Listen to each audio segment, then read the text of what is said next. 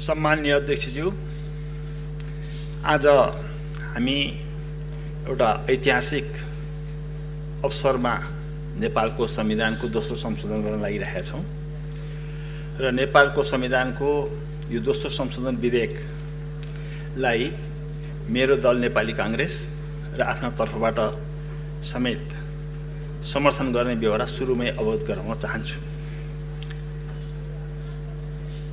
यो संविधान संशोधन जस्तो कि मभन्दा अगाडिको पूर्ववक्ताले भनिसक्नुभयो के कारणले आएको छ भन्दाखेरि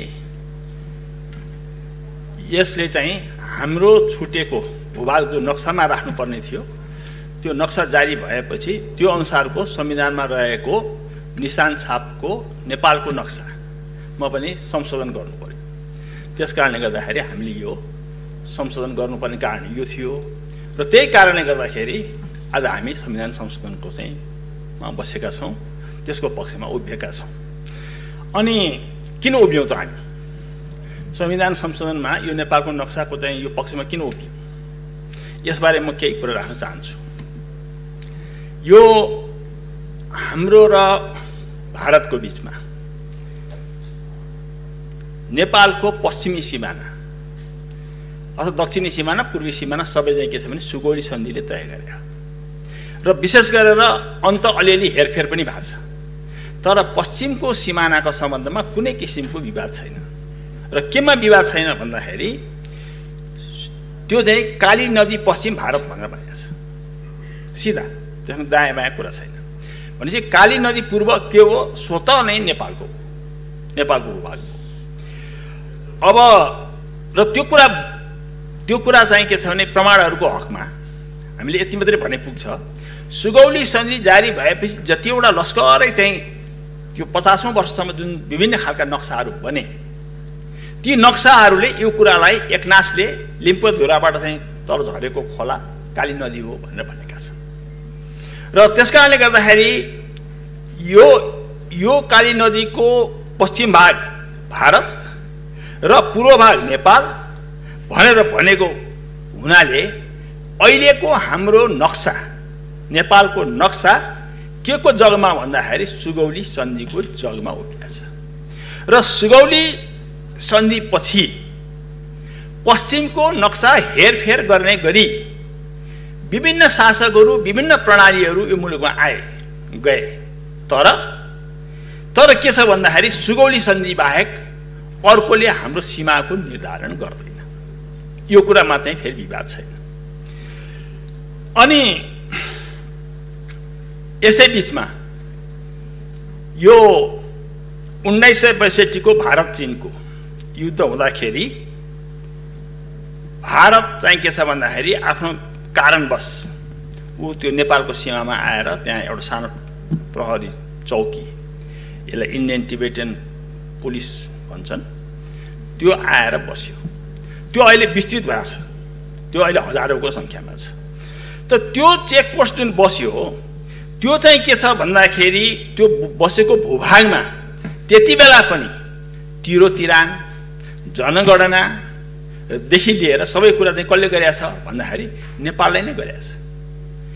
अब उनीहरू आएर बसिसकेपछि यो भारत चीन युद्धपछि भारतको इन्डियन बोर्डर टिबेटन पुलिस त्यसमा आएर बसेपछि एउटा प्रश्न अहिले मैले भारतीय मित्रहरूले चाहिँ उठाएको देखेको छु। नेपालमा 18वटा चेकपोस्ट थिए, 17वटा चेकपोस्ट फर्किँदा त्यो एउटा चेकपोस्ट चाहिँ किन बसेको, अर्थात् नेपालभित्रका 17वटा चेकपोस्ट जाँदाखेरि त्यो नेपालकै भएको भए त त्यो पनि जान्थ्यो नि भन्ने कुरा। यहाँ बिर्सिनु नहुने कुरा के छ भने 17वटा चेकपोस्ट 2008 सालमा नेपाल भारतको सन्धिले चाहिँ के छ भने मिलाएर चाहिँ हामीले चाहिँ के छ भने हाम्रो चाहिँ मिलिट्री आर्मीलाई चाहिँ ट्रेनिङ दिनलाई भनेर बोलाएको र त्यसैको आधारमा चाहिँ के छ भने उत्तरमा चाहिँ 17वटा चेकपोस्ट बसेको। तर 1962 को चाहिँ हामीले बोलाएको नि होइन भने पनि होइन, आफै आएर बसेको र त्यस दिनदेखिको अहिलेसम्म उहाँहरूको भोगाधिकारमा चाहिँ छ। र हामी कानुनको विद्यार्थीले दुईटा शब्द प्रयोग गर्छौँ, एउटा पोजेसन एउटा ओनरसिप। ओनरसिप भनेको स्वामित्व हो, भोगाधिकार भनेको केही कालसम्म बस्ने कुरा हो। त उहाँहरूको अहिले त्यसमा भएको कुरा चाहिँ के हो भने भोगाधिकार हो। किन आज उहाँहरूले हामीलाई पनि जान नदिने अवस्था नै सिर्जना गर्नुभएको छ, त्यति मात्रै पूर्वाभाव हो। त्यसकारणले गर्दाखेरि मैले यो कुरा राखेँ। र अर्को एउटा कुरा पनि छ, जुन बेलामा चाहिँ भारतीय फौज त्यहाँ आएर बसेको छ त्यो बेलामा म कसैलाई यो दोष दिनलाई भनिरहेको होइन, राजाले भर्खरै संसद विघटन गरेका थिए। तपाईँ हामीसँग थाहा छ 17 साल पुस 1 गते नेपालको संसद विघटन भएको थियो। नेपालका प्रभावशाली नेताहरू सबै जेलमा थिए र त्यो बेलामा आन्तरिक रूपमा आफू कमजोर रहेपछि शासकले अरूसँग फेरि के छ भनेदेखि त्यो झन्झटमा फस्न सक्दैन। त्यो बेलामा नै के छ भने यो कुराको चाहिँ के छ भनेदेखि जुन लिनुपर्ने अडान हो त्यो लिन नसकेको साँचो कुरा हो। त त्यो बेलाको परिस्थिति विचार गर्नुपर्छ, ऐतिहासिक परिस्थितिलाई पनि विचार गर्नुपर्छ। तर कुनै पनि लिखतबाट यो चाहिँ तिम्रो हो भन्ने ती शासकले पनि गरेका छैन। यो कुरा चाहिँ फेरि स्पष्ट छ। र त्यसपछि यो कुराले गर्दाखेरि नेपालको स्वामित्वमा रहेको कालापानी क्षेत्र भारतको हक स्थापित हुन्न। स्वामित्व हाम्रो हो, भोग उनले गरेर बसे, तर त्यसमा नैमा के छ भने यो चाहिँ मेरै स्वामित्वको भयो भने जस्तै नक्सा बनाउने काम भएको छ भारतले, त्यो कुरा चाहिँ हामी स्वीकार गर्न सक्दैनौँ। अनि आजको स्थिति चाहिँ के हो अलिकति त्यसबारेमा म राख्न चाहन्छु। अब यो नेपाल भारतको सीमा तय गर्न गठित यो प्राविधिक समितिले हाम्रो सबै सीमाङ्कन गर्यो, नेपाल भारतको सीमाङ्कन गर्यो। त्यो नक्साङ्कन गर्ने कार्य झन्डै 97% चाहिँ भयो सकियो भनिन्छ। तर कालापानी सुस्ता लगायत केही ठाउँलाई दुवै पक्षले विवादित भनेर नक्साङ्कन हुन बाँकी रहेको छ। त्यो चाहिँ के छ भनेदेखि दुवै पक्षले के स्वीकार गरेका छन् भन्दाखेरि यो बनाउने क्रममा पनि कालापानी र सुस्ता चाहिँ विवादित भनेर चाहिँ भने ल ठिक छ विवादित भएको थिएन अहिले नगरौँ। अझ उनीहरूले त के भनेको थियो भने भइसकेका नक्सालाई चाहिँ स्वीकार गरौँ, यो बाँकीले चाहिँ विवादित भनेर राखिछोड्नु भन्दा हामीले मानेका छैनौँ। यो आजको स्थिति हो। र अर्को स्थिति के हो भने यो विवादित विषय हो भन्ने जान्दै मे 2015 मा भारत र चीनले संयुक्त विज्ञप्ति जारी गरे र त्यसमा लिपुलेख भएर सडक जाने भनेर मन्जुर गरे। त्यस बेलाको सरकारले नेपाल सरकारले त्यो बेलामा चाहिँ के छ दुवै मित्रलाई हामीले चाहिँ के भने विरोध गरेर चिठी पठायौँ। यो कुरा पनि यहाँ चाहिँ उल्लेखनीय हुन आउँछ। अनि केही महिना अगाडि जब जम्मू काश्मीरलाई भारतले चाहिँ 3 भागमा बाँड्ने निर्णय गर्यो र त्यो पुनर्गठन गर्ने क्रममा जुन नक्सा जारी गर्ने काम गर्यो, त्यो गर्दाखेरि काश्मीरमा मात्रै सीमित भएर गरे केही थिएन। तर हाम्रो भूभाग कालापानी क्षेत्रको भूभाग, लिम्पुवाधोराको भूभाग यो समेत पनि जोडेर चाहिँ के छ भनेदेखि एकलौटी रूपमा नक्सा जारी गर्यो। यो नक्साको तत्कालै नेपालबाट विरोध भयो र सीमा जोडिएका अरू राष्ट्रले पनि यसमा चाहिँ विरोध जनाए। तर भारतले त्यस बेलामा के भन्यो भनेदेखि जम्मू काश्मीरको पुनर्गठनको विषय हाम्रो आन्तरिक मामलाको कुरा हो, त्यसमा तपाईँहरूले के भन्न पाउनुहुन्न र हामीले त्यही कुरालाई नक्सामा राखेका छौँ भनेर हामीले संसदबाट पनि यसो अनुमोदन गराइसकेका छौँ, त्यसैले यो कुरालाई चाहिँ स्वीकार गर्न सकिन्न भन्ने जवाफ थियो। अर्थात् संसदबाट पास गरेको नक्सा भएको हुनाले गर्दाखेरि अरूको कुरा सुन्नु पर्दैन भन्ने आशयको त्यो बेलाको वक्तव्य छ। यहाँनिर यो कुरा उल्लेखनीय छ। अनि यस बीचमा अब नेपालले के गर्यो यो पनि हामीले हेर्नुपर्छ। कालापानी क्षेत्र भारतमा गाभेर नक्सा बनाएको कुरा संसदमा पनि जोडले उठ्यो अनि कालापानी क्षेत्र समेत सामेल गरी नक्सा जारी गर्न सरकारमाथि दबाब पर्यो। मैले एकदम संक्षिप्तमा सूत्रबद्ध रूपमा भनिरहेको छु। जनस्तरबाट पनि ठुलो दबाब पर्यो। जनस्तरबाट नक्सा नै जारी गर्ने काम भयो विज्ञहरू बसेर र नेपाल सरकारले संयमताका साथ के भन्यो भन्दाखेरि यो कूटनीतिक माध्यमबाट यो विदेश सचिव स्तरीय बैठक तत्काल बस्नु पर्यो, यसले हामीलाई धेरै अप्ठ्यारो पार्छ, भनेर हाम्रो तर्फबाट अनुरोध भइरह्यो। यो चाहिँ इट्स ए फ्याक्ट। किनभने आज सबै भारतीय विज्ञहरूले पनि नेपालले यो भन्दै पनि कि कूटनीतिक प्रयास कूटनीतिक तहबाट कुरा गरौँ भन्दै पनि यो चाहिँ कोभिड पछि गर्ने भनेर जुन कुरा भन्यो त्यो कुरा चाहिँ अस्वीकार्य छ भनेर चाहिँ हामीले होइन, आज सम्पूर्ण भारतीयहरूले यो कुरालाई मानेका छन्, भनेका छन्। त्यसकारणले गर्दाखेरि मैले अहिले के भन्न खोजेको भन्दाखेरि यो त भएकै थियो। त्यसमाथि फेरि के छ भनेदेखि नक्सापछि फेरि दिल्लीमा बसेर त्यो ट्र्याक रोड चाहिँ के छ उद्घाटन गर्ने काम भारतीय रक्षा मन्त्रीले गर्नुभयो। त यसले गर्दा के भयो भनेदेखि त्यो घिउमा अलिकति आगोमा घिउ थप्ने काम फेरि त्यसले पनि गर्यो। त्यसकारणले गर्दाखेरि के छ भन्दाखेरि अब नेपाल सरकारसँग कुनै अर्को विकल्प रहेन। हामी विकल्प रहित हुन्छ नि, एउटा भित्तामा ठेल्दै जाँदाखेरि हामी भित्तैमा पुगेपछि के हुन्छ? बिरालोलाई त के छ भने धेरै चाहिँ उ गर्नु हुँदैन भन्छन्, भन्दा हामी त मान्छे नै भयो। मुलुककै कुरा आयो, मुलुकको जग्गाकै कुरा आयो, भूमिकै कुरा आयो। त्यसकारणले गर्दाखेरि के छ भन्दाखेरि नेपाल सरकारले दबावको बिचमा जनस्तरबाट, संसदबाट र चाहिँ सम्पूर्ण नेपालीको तर्फबाट जुन दबाव बढ्यो त्यो दबावलाई स्वीकार गरेर उसले नक्सा जारी गर्यो। र नक्सा जारी गरिसकेपछि अब स्वाभाविक छ संविधानमा रहेको निशान छापमा रहेको नक्सा पनि संशोधन गर्न अनिवार्य भयो र त्यसकारणले आज हामी यहाँ उपस्थित भयौँ। अब यो आज राष्ट्रिय सभामा पेश भएको छ। केही समय पश्चात यो सदनबाट जसरी प्रतिनिधि सभाबाट एक मतले सर्वसम्मतिले पास भएको छ, पक्ष प्रतिपक्ष कोही रहेन, त्यस्तै यहाँ पनि कोही रहँदैन भन्ने म ढुक्क छु र त्यसरी चाहिँ यो चाहिँ के छ भन्दाखेरि यो पास हुनेछ।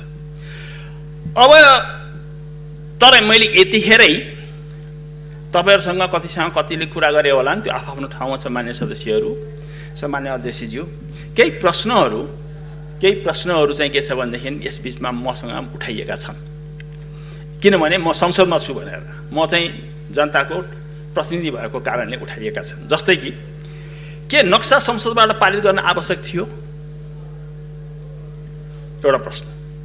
के नक्सा संसदबाट पारित भएपछि वार्ताको गुन्जाइस रहन्छ? दोस्रो प्रश्न। के वार्ताको वातावरण बिग्रिएको वा बिगारिएको हो हाम्रो तर्फबाट? के अनायास अपरझट आजको निर्णयमा पुगिएको हो? के हामी वस्तुगत आधार भन्दा बढी संवेदनशील इमोटिभ भएका छौं? के नक्सा जारी हुँदैमा भूमिमाथिको हाम्रो भौतिक भोगाधिकार कायम हुन्छ? यस्ता क्वेशनहरू चाहिँ मैले वेल मिनिङ पर्सनबाट पनि मलाई चाहिँ त्यो प्रश्नहरू आएका छन्। किनभने छलफलमा त बसियो नि, सबैतिरबाट सबै कुरा चाहिँ सुनियो, यो आएका छन्। म अब यसमा सबैमा जान म अहिले समय छैन, म सिम्पली एउटा कुरा भन्छु। भारत भन्छ हाम्रो संसदले पारित गरेको नक्साबाट हामी फर्कन सक्दैनौँ, किनभने हाम्रो संसदले अनुमोदन गरेको छ। अनि हाम्रो त नक्सा त्यस्तो होइन भनेपछि यदि हामीले आज यो जुन चाहिँ कालापानी क्षेत्रको चिजलाई समेटेर नक्सा बनाएनौँ भने स्ट्याटसको एन्टी कसरी हुन्छ? पूर्व अवस्थामा छलफल गर्न बस्दाखेरि पनि तिम्रो पनि संसदले पास गरिरहेछ, हाम्रो पनि संसदले पास गरिरहेछ, फेरि पनि के छ भन्दाखेरि दुवै बसेर कुरा त गर्नु पर्यो नि भन्ने ठाउँ कसरी क्रिएट हुन्छ? त्यसो हुनाले मैले चाहिँ यो संक्षेपमा के भने भन्दाखेरि स्ट्याटसको एन्टीमा पुर्याउनको लागि पनि यो चाहिँ के छ भने यो जरुरी भयो। यो कुरा चाहिँ हामीले बुझ्नुपर्छ र यो कुरा चाहिँ सबै समक्ष, जनता समक्ष, जुन मान्छेहरूले यसमा अलिकति शङ्का उपशङ्का व्यक्त गरेका छन् त्यो कुरा हुन्छ। र दोस्रो कुरा यो के छ भन्दाखेरि आज हामीले यहाँ पास गर्यौँ, भोलि हामी गएर चाहिँ जग्गामा गएर चाहिँ के छ त्यहाँ कालापानीमा गएर लडाइँ गर्न जाने होइन। हामी त फेरि पनि गर्ने त के हो भन्दाखेरि अबको बाटो भने त वार्ता हो, संवाद हो र सिवाको विवाद टुङ्गो लगाउने हो र जति छन् आउटस्ट्यान्डिङ इस्युजहरू हो त्यो सबैमा छलफल गर्ने हो। यसमा कुनै विवाद छैन। र हाम्रो अब मूल टार्गेट, हाम्रो मूल लक्ष्य भनेको कालापानीबाट भारतीय सेना फर्काउने हो र त्यहाँ हाम्रो नागरिक शासन त्यहाँ लागू गर्ने हो। यो हाम्रो अब लक्ष्य हो। र यति भन्दै पनि म अब अन्तिममा नेपाल भारत सम्बन्धका बारेमा अलिकति कुरा राखेर आफ्नो कुरा टुङ्ग्याउँछु। मैले सधैँ भन्दै आएको, योभन्दा अगाडि पनि संसदको यो रोस्टरबाट मैले प्रयोग गरेको छु, नेपाल भारत सम्बन्ध बहुआयामिक छ। भौगोलिक, आर्थिक, सामाजिक, सांस्कृतिक सम्बन्ध अटुट छ। वातावरण, वन, जङ्गल, पहाड, हिमाल, मैदानी भाग सबैमा एक अर्कोसँग हामी जोडिन्छौँ। क्लाइमेट चेन्जको सबै कुरामा हामी चाहिँ हिस्सेदार छौँ।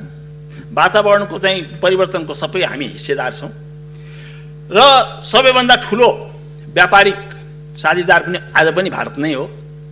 र सबैभन्दा अर्को महत्त्वपूर्ण कुरा के छ जो अरू मुलुकसँग हुँदैन, हाम्रो खुला सीमा छ। यो आजको चाहिँ वस्तुगत यथार्थ हो। अब कालापानीको भूभाग भनेको कति छ भन्दाखेरि 400 स्क्वायर किलोमिटर भन्दा बढी छैन, त्योभन्दा अलिक कमै छ। अब नेपालको भूभाग कति छ भन्दाखेरि 147,000 भने 1,47,000 यो चाहिँ के छ भने स्क्वायर किलोमिटर छ। अब 400 वर्ग किलोमिटरको विवादलाई बल्झाइरहेर यो नेपाल भारतको यति गहिरो मित्रतालाई सम्भवतः भारतले पनि चाहिँ यसलाई बढाइरहन नचाहला, यो हाम्रो अपेक्षा हो। र यसै कारणले पनि नेपालले वार्ता संवादमा जानलाई चाहिँ पर्ने हुनाले हाम्रो तर्फबाट एउटा होसियारी चाहिँ रहनुपर्छ जस्तो लाग्छ। त्यो के भने हाम्रो बोली वचन सबै कुरामा संयमता चाहिँ जरुरी छ। हामीले सब्स्टेन्स छोड्ने होइन, सार छोड्ने होइन। बोलीमा किन चाहिँ के छ भने तिक्तता लिएर आउने, यो आवश्यक छैन भन्ने मलाई लाग्छ। त्यसकारणले गर्दाखेरि असंयमित भाषा टिप्पणी गर्नु नेपालीको स्वभाव पनि होइन र कालापानी विवाद नसकुन्जेल यसलाई लोकलाइज, स्थानीयकरण गरौँ कालापानी विवादलाई, र बाँकी अरू कुरामा नेपाल भारतको मित्रतालाई हामीले अगाडि बढाउँ। धन्यवाद।